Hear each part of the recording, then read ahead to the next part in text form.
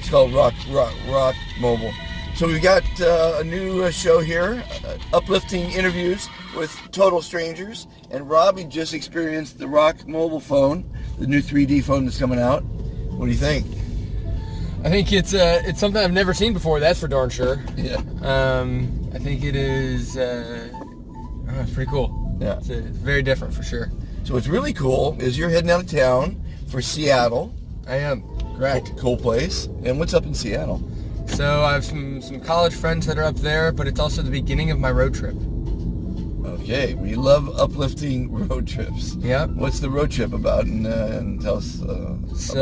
So I switched jobs a couple weeks ago. And before I left my old job, I decided to make sure I at least took a couple weeks off to see some friends and go on an adventure.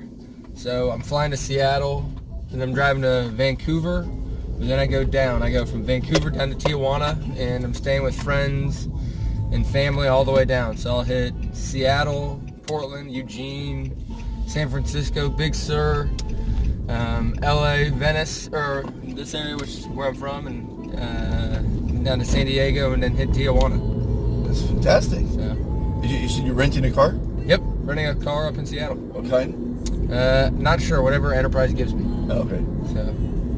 Okay. Well, I always suggest to people before they get locked down in their job to do some traveling. You know, Yeah. I hitchhiked halfway around the world myself when I was young, which is a great experience. Yeah. So, what's the new job? So I work for a company called Bird. It's an electric scooter company that is trying to improve last mile transportation.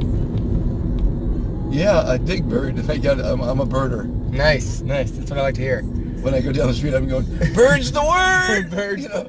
bird's the word. Got to live that bird life.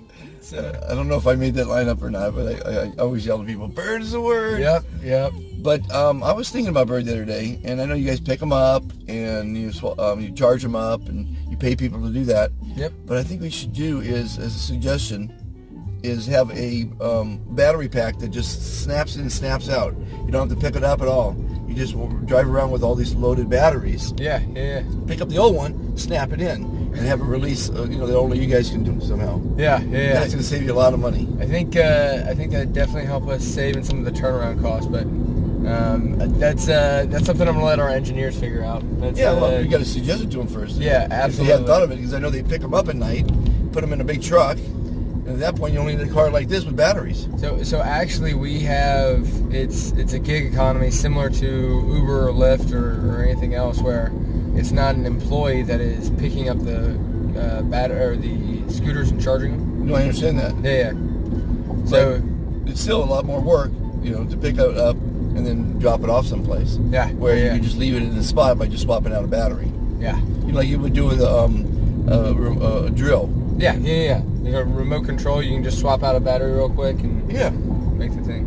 You got a powerless drill, a battery operated drill. Yep. You just pop out the old one, pop in the new one, boom, you're still working. Off you go. And matter of fact, you might even one day have a second battery on board, so you can have longer trips. Longer trips, be out there longer. Yeah, the longer the battery, the more people can ride, the better for us. It helps us reduce the carbon footprint because you have less people driving. No, it's a phenomenal. I'm glad to have met you because Bird is the word.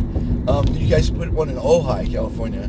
I mean, I noticed there's another competing company at UCLA. There's a bunch in Westwood. Mm-hmm. So I know we have some of our birds there, but I know there's a couple competitors that we're seeing now that are perking up, and competition's not necessarily a bad thing. So it's going to make us try and be better for sure. Did you see that? There was I think it was 60 Minutes did a piece on the bicycle in China. The bicycles when they do the same thing as Bird, Mm-hmm. And they have them here as well. Metro, I think it's called. But there's a sea of bicycles because there's so many companies that are doing it that they're congesting all the roadways. So they just pick them up, brand new bikes, and put them in this huge field to waste away, and they don't know what to do because there's so many of them. I've seen pictures of that kind of stuff in China, but I hadn't seen the ones for Hawaii. That's China. different. Yeah. I said China. Okay. Yeah. But so you guys are a public company? We are not. We're a private company. Are you making money? Every time someone rides a scooter. Yeah, because Uber and Lyft are losing money horrendously. I don't know if you know that, though. Mm-hmm. So I guess they're just trying to get market share. But Bird definitely is fun. Now, I'm also told that you have to have a helmet. Yep. So what are you going to do in that regard? Are you going to supply a helmet now? We do. We supply a helmet to every single person. Safety is incredibly important. If any person wants a free helmet, we'll send you a helmet. So you have to send away for it. Yep. Usually when we launch, we do a launch event that includes free helmets and just a helmet giveaway. But also anybody that asks for a helmet, we'll send them a helmet. Okay. Well, I need a helmet because I like birding. Okay. It's a lot of fun. And then you can't go on sidewalks? You can't. It depends on the city and their regulation. But some cities are no sidewalks. Some cities helmet laws. Some cities you have to use bike lanes. So it just really depends on the city. Okay. So getting back to your road trip, you speak Spanish? I do not. So the last part going into Tijuana might be a little more difficult for me. Yeah.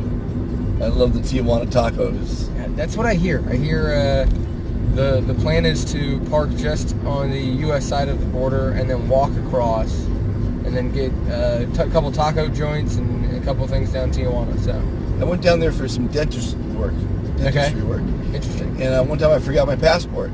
And you could actually use your driver's license. There we go. So that's a little bit. Do you know if I could do the same in Canada? I do not know. I'm curious. But I got my passport just in case, so it'll be okay. Okay, now we come to the section of the interview where you can try to stump the professor and or just ask advice on most any subject, travel, girls, business, and because I've been in so many met so many people, I pretty much have a general answer on them. Okay. Comes to mind. So what's the? I guess I'm not trying. This is less of a stump, but what's the trip I haven't done that I need to take? Oh, going abroad obviously is the most important thing. There's so many countries and so many things to do. You know, you have to broaden your horizon, so to speak. It's like just dating one woman. Do you want to date one woman your whole life? Do you want to see what's out there? And how old are you? I'm 28. 28. Well, maybe as part of Bird, you could be their ambassador to go to other countries and spread the word about the bird. I would love to do that. That sounds like a blast. Traveling is so enriching. You meet so many people. But the big suggestion is travel alone. Okay. Don't travel with anybody else. Because if you travel with a buddy, you're only going to be with that buddy. You're not going to reach out to other people as much. Mm-hmm. If you're by yourself, you're going to reach out tremendously. I prefer hitchhiking. I don't know if... So I've never done hitchhiking, but I'm intrigued. I definitely am interested in trying it out. You ought to try it out because you'll find that 99% of the people are nice. They're going to want to help you because they're giving you a ride. Now, I made sure that whenever someone gave me a ride, I entertained them. So I basically am a great storyteller, and I made sure there was conversation the entire ride. Yeah. Because they're giving you a ride, you might as well. Because when you have a conversation like this right now, this ride we just had was, I don't know how many minutes it is right there. What does it say? 8 minutes? About 8 minutes. 9 minutes. How fast did it go? Yeah, it's going quick. It's going quick, that's for sure. Yeah. So, so hitchhiking is wonderful. You meet, and you're really down with the people. And then, of course, if you're backpacking, you know, they'll put you up at times, you know. Mm-hmm. So where have you hitchhiked? Where? 30 states and about 30 countries. Okay. Thanks. Yeah. Impressive. And one time, once while you jump on a rail or or a bus or something. Yeah. One time I was in Yugoslavia, and I woke up in the morning with my wallet on my stomach. They pickpocketed me during my sleep, and then took the money, but they left the wallet, which was kind of nice. At least they left you the wallet. Then I got out of the train, and it was so funny because I was literally a foot taller than everybody, all the thousands of people out there. Yeah, Like, oh, this is a small country. But no, this I can tell many stories. Actually, I'm a published author. I've told some of the stories, but I think I'm gonna start putting down some of the amazing adventures I had. Lived a winter in Davos, Switzerland. That was an amazing winter. Learned how to ski there and had a great time.